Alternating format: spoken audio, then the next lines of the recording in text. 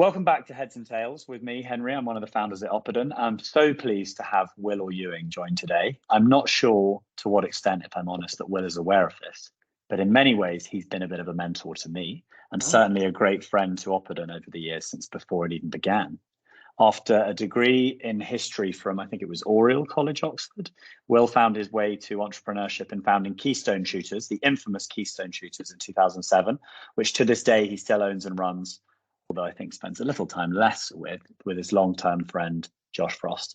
Keystone has innovated hugely over the years in the tutoring space, and it has a reputation for professionalism and an outstanding focus on quality, whether that's face-to-face or online all around the world. We're also really excited to hear a little bit about Will's latest venture, Arka Learning, which I know very little about. And I believe that's running spaces dedicated to after-school English and maths at primary level, with innovation and affordability firmly on the menu. Will has also been an active participant in UK education debate all over, appearing on Newsnight, the Today programme, Wellington Festival of Education, I'm sure many, many more. He has advocated for the distinctiveness of UK independent education and for the professionalisation of tutoring in leading newspapers. I know he's also a trustee of Westside Free School. He sits on the boards of the Harrow Association and the Tutors Association and all sorts of other things over the years that I'm sure he'll be happy to tell us a bit more about. Will, I'm really grateful for you sharing some time, so thank you. Thanks so much, Henry. Infamous Keystone, eh? Yeah. The infamous Keystone. Everyone knows about Keystone. Can I ask, you know that I'm obsessed with all things mentoring, and that's really what Oppidan is all about. Did you have a mentor of your own? What made them suitable? I'd love your approach to that kind of topic in general as we kick off. Yeah, I've had so many mentors. Big believer in mentoring. I'm very impressionable, so I tend to, rather than come up with ideas on my own, I tend to hear ideas or ideas put by other people that just sort of catch me. And so, yeah, my life now, both at school and after school has just been a kind of panoply of mentors. So yeah, big believer in them. Amazing. Anyone really particular, or I suppose for different phases of your life, different people? Yeah, I am, as I say, I'm sort of, I get these kind of crushes on people, whatever sex, and I just want to either be more like them or to take their ideas seriously. So certain mentors have kind of shown me an attitude to life, which I really sort of admire. So when I first started Keystone, I met a guy called David Jones, who still runs the international arm of Kaplan. And he was just a kind of fizz of intellectual ideas, and also showed me that kind of working in commercial education was great fun and had been really stimulating.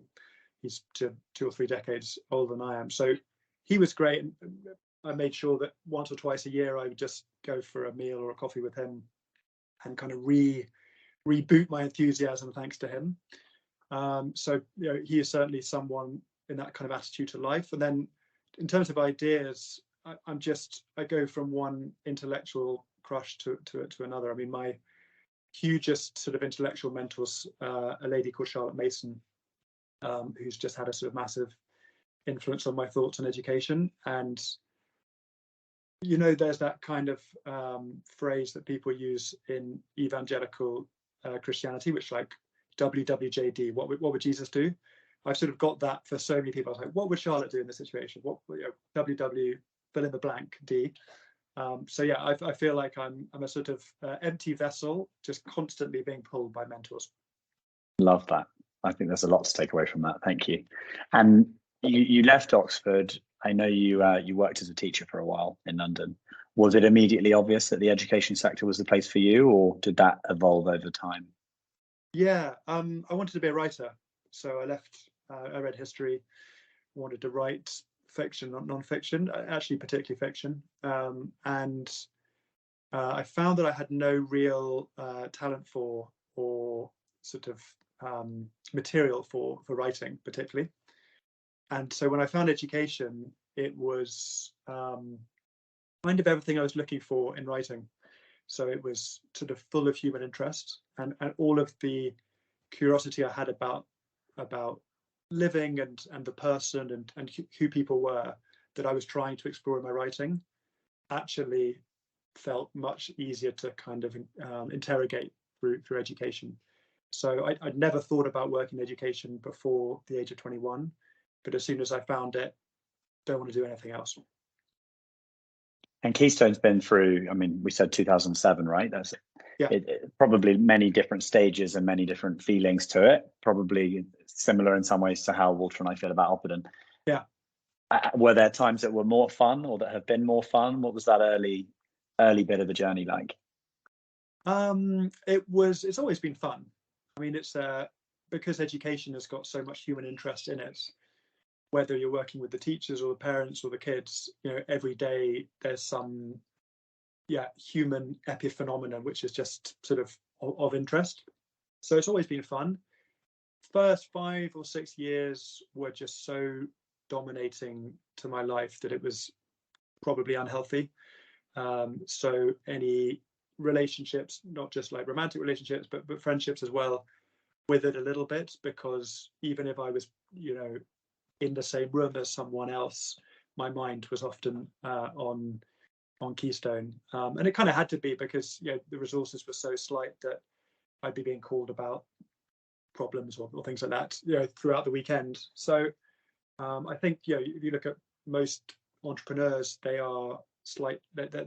quite unable to sort of be in the moment often, particularly in an early growth phase. So I'm glad that we've got beyond that, because that was just unsustainable. I think it's a kind of rite of passage, but hard to sustain.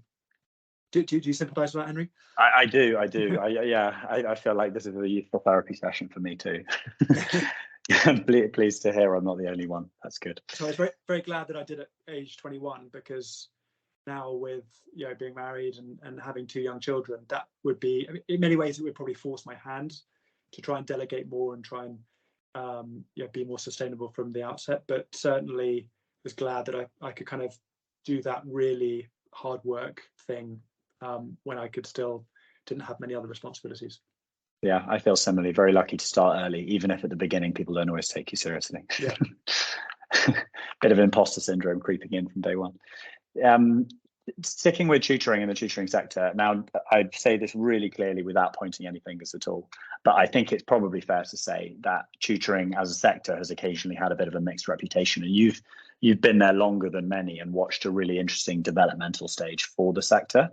What's your take on that, perhaps on things that haven't gone so well or didn't go so well, and how that either has been fixed or is being fixed? Be interested for those reflections. Yeah, that's a good question. I mean, I sort of love tutoring's anarchic spirit, and its unregulated nature comes with a lot of benefits and has brought in a lot of people into education that probably wouldn't suit working in a school or in a more formal environment.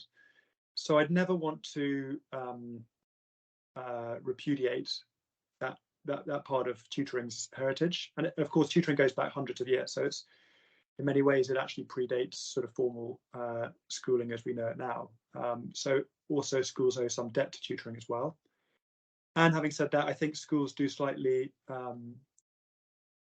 mischaracterize tutoring and like to have it as a bit of a bogeyman, and to sort of say, they kind of blame tutoring for problems which are more inherent in contemporary school culture, and particularly in a competitive place like London or Hong Kong or Singapore, which are just highly competitive, and the schools and the school system generate a lot of that competition. And so parents act rationally in that system, and they hire tutors to help them succeed in that system, and then schools criticize the tutors or the parents for using the tutors. So I think there are some things which I don't think necessarily are tutoring's fault.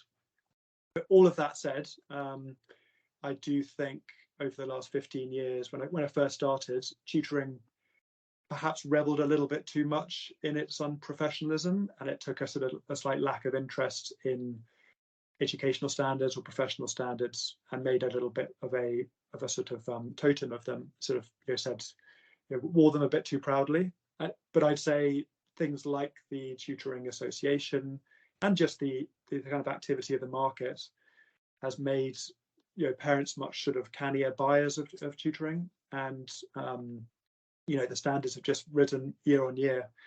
So yeah, I'd say in summary, a lack of professional standards did used to kind of probably characterize the sector, but that's slowly becoming a thing of the past.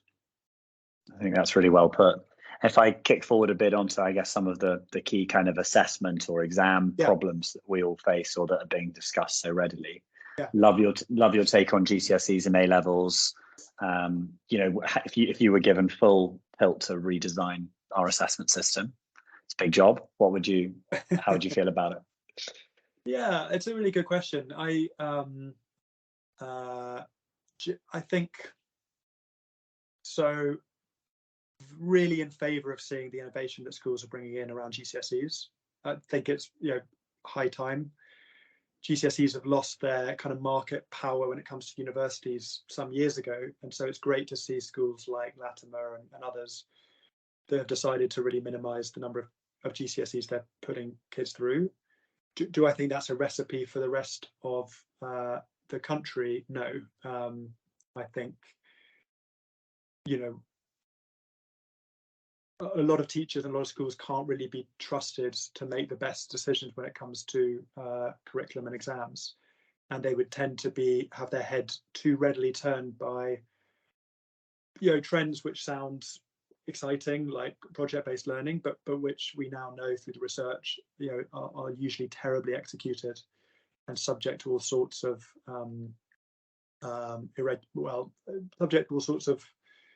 problems when it comes to sort of freeloading and the design of curriculum and that sort of thing. So what's right for a Latimer is not necessarily right for the country, I'd say.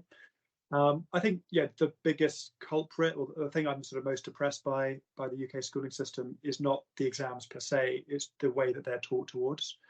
And GCSEs lend themselves to a very kind of bloodless teaching to the test. And in far too many schools, independent and state, from year 9, you just get this incredibly monotonous, here are the assessment objectives to hit, here's how you do a 4-mark AQA question, here's how you do a 6-mark OCR question.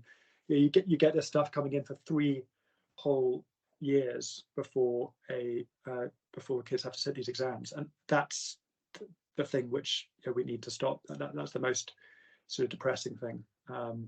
So I'm not sure a policy a national policy would necessarily change that much, but that's the thing that I'm most depressed by.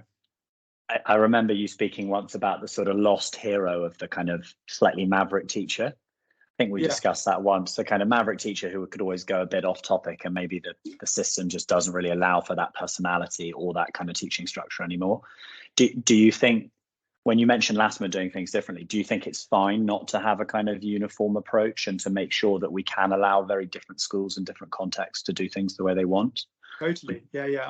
I'm very much for bottom-up, organic experimentation. I want to see more of it in the sector, because that's what we as entrepreneurs do, and you take risks.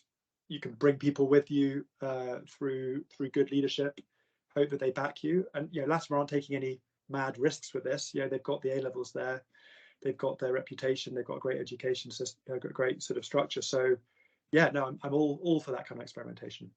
And A-Levels, do you feel any differently about A-Levels or the way we're structured, making our decisions at 15 to go into 2 years of school with 3 subjects? Is there ever a time where you look and think a bit more breadth that would have been great for me? Or I know it would have been very bad for me personally doing the IB. I think I knew from the age of 16 that I was very much like a humanities person, loved writing essays, loved reading. And I never felt, I did Latin, Greek, history and English for A-level. The idea that was too intellectually narrow, no way, there was so much more to know. Perhaps it was quite kind of cognitively narrow, and certainly my maths and my science are pretty weak. For someone who's notionally well educated, gone to a good university, it's a bit embarrassing, my lack of knowledge in science. But I think I would try and cure that at a school level or a kind of local level by just having more survey courses. So I think if I ran a school, still use the A-level system, but for anyone really focusing on the kind of humanities, I'd make sure they took some sort of science survey courses. There's a great course called Physics for Future Presidents, which was a kind of like, what you need to know about physics if you're going to be a president. Those sorts of things, I think would be great, and try and get away from the sort of undue respect for assessed learning, and just try and put people through a lot of things I don't really like about the IB, and that's one of them. Okay, really interesting, really interesting. And you've been, responsible for, involved in so many different types of learning environment, at different price points, at different all the rest. And I know we'll talk a bit more about Arka coming up. What do you think are the most important ingredients for a really positive learning environment, for an environment where young people can thrive? I'm a real bore on the issue, but I've become completely convinced that screens are viciously sort of undermining to learning environments. So I guess that would be my most kind of countercultural position. Is I think I don't see really any need for screens in a school at all, apart from in the ICT suite. I'm really obsessed by attention and the training of good attention and like attentive relationships to knowledge or to the natural world or to reading, and screens just always seem to undermine the attention. So for me, a great learning environment would be intellectually stimulating, but not too stimulating in the visual field. So I think you go into a lot of primary schools, you just see these walls which are rainbow colors of floor to ceiling wall displays, which if you're an 8-year-old sitting in them, your visual field has just been constantly kind of grabbed at, not to mention the interactive whiteboard or the smartboard or the tablet in front of you. So yeah, I think beautiful, calm environment, no screens, lots of books, a nature table. I'm a big fan of those where kids bringing in stuff from the outside world to have on a table that they can have a relationship with. I don't think enough is made of timelines. I think they're really powerful. So either through a school or through a classroom to have a historical timeline, because most of us, even those who study history up to a long level, they're not very good at working out kind of where the Egyptians come, where the Romans come, and I think that's a really nice thing to have. And then I guess the teachers there as well. Charlotte Mason had this great phrase about teachers, that they should try and be masterfully inactive.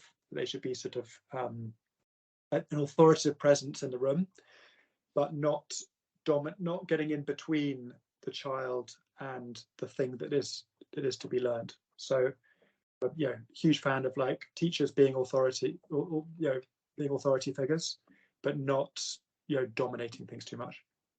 Love it. Authority but don't dominate, visually stimulating, good timeline, but not too much rainbow color. Yeah, very clear, very clear. No, I like that a lot.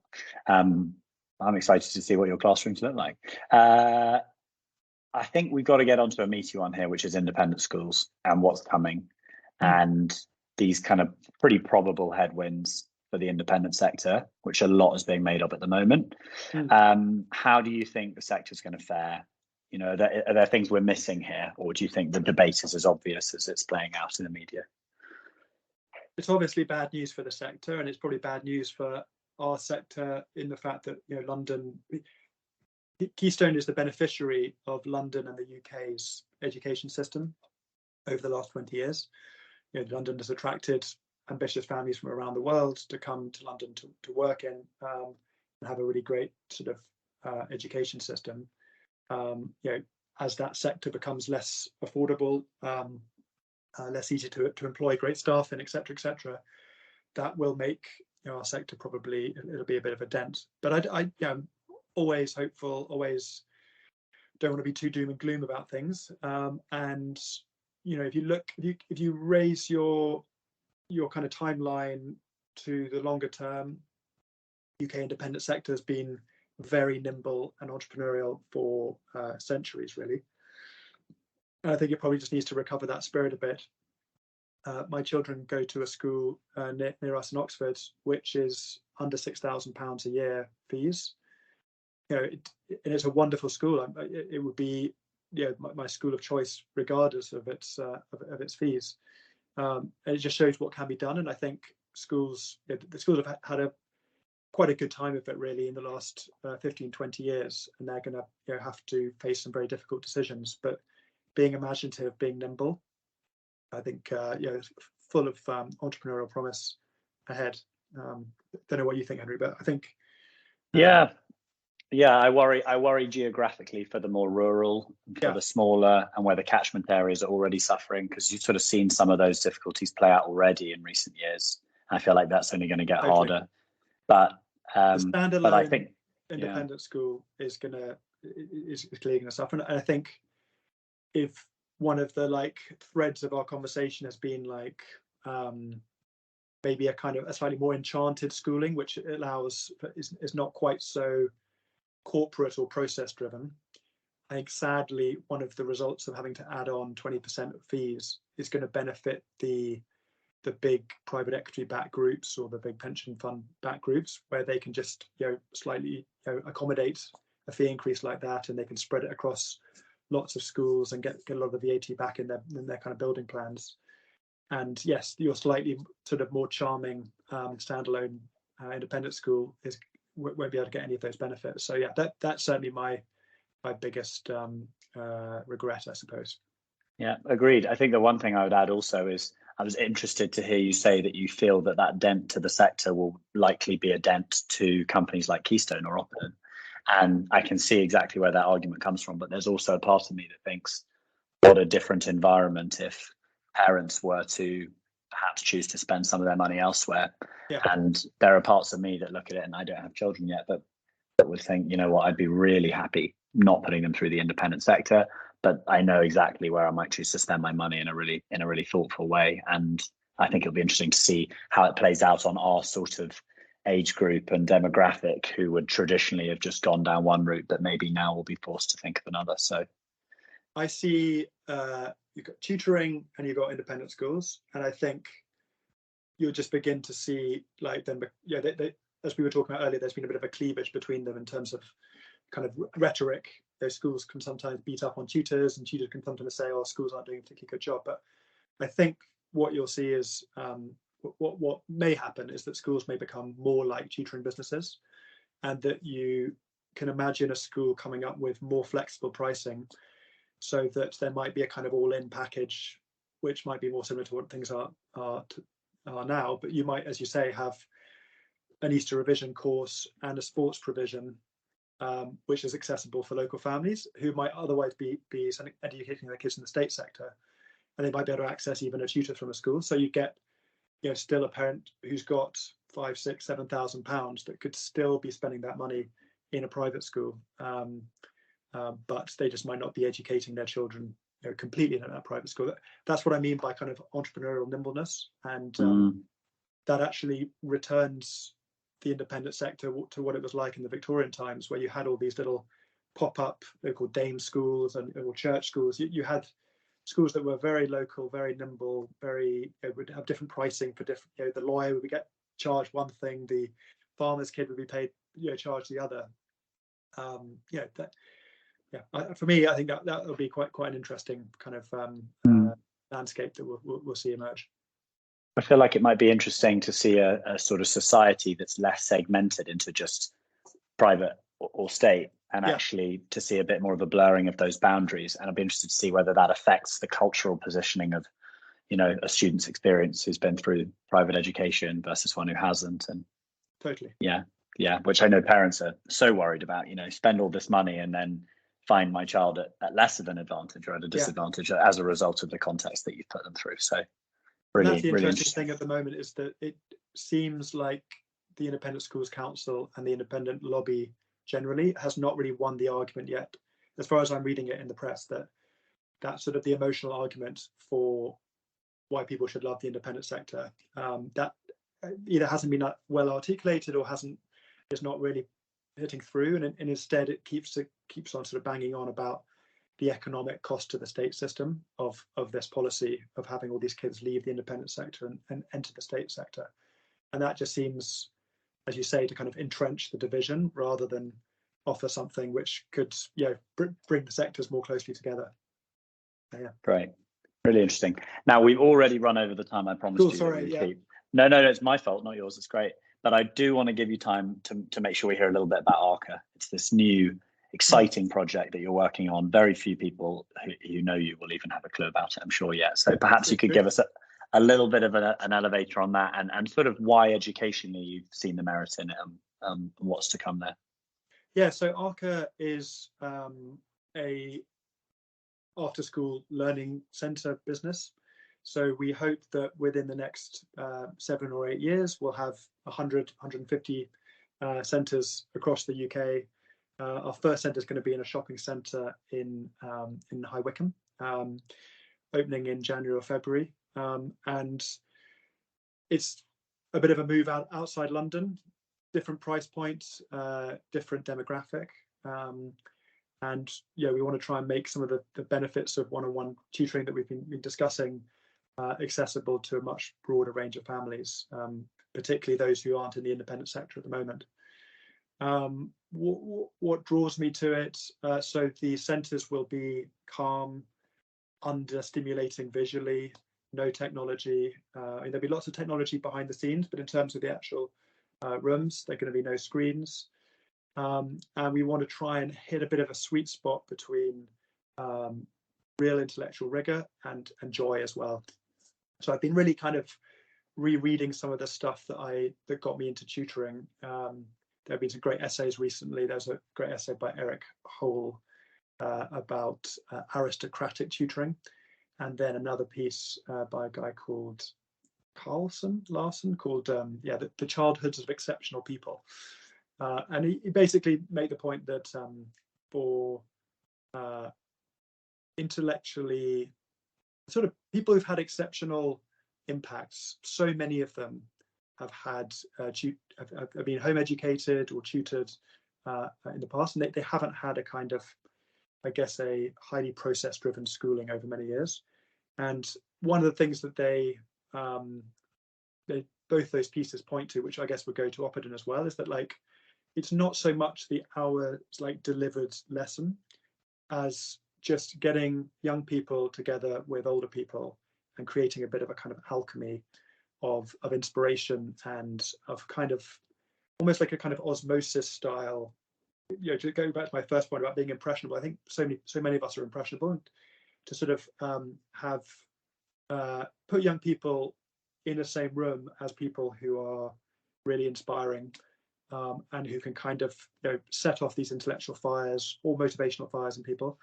That's the kind of thing I want to sort of bring back. And you can do it through a one-on-one online lesson, definitely, but I'm kind of interested in whether you can do it at scale in rooms for parents after school. So it's really good. It's really good role modeling. It's soaking up every element of it, and especially with that dead time after school, I totally see the appeal. So we wish you well, and I'm sure the entrepreneurial juices are flowing again, and you're feeling really excited. So that's great. Have to come and see us. Keeping you young, will do. Will, thank you so much for sharing the time. I know this will have all sorts of interesting pieces and lots of debates we've covered that I know are really relevant, and everyone's wondering what someone like you is thinking. So thanks for sharing the time. Total pleasure. Thanks.